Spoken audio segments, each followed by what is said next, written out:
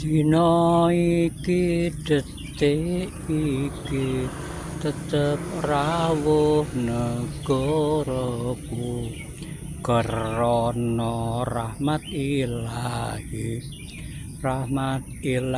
marga ning marga muga-muga esuk kemaripah lo dinawi dadi negara maju budayane tetep negaraku nuwun sewu para netizen ngendika ingkang sae minangka donga sae kagem negara kita.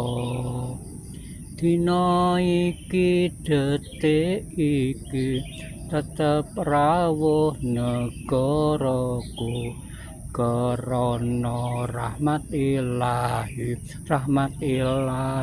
marga ning marga muga-muga esuk kemaripah lo dinawi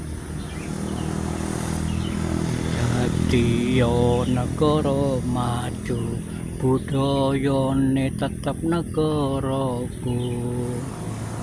Nuwun sewu para netizen ngendika ingkang sae minangka donga sae kagem negara kita.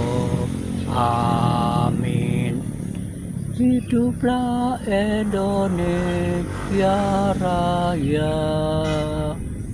Allahumma sholli ala Sayyidina Muhammad sallallahu alaihi wasallam.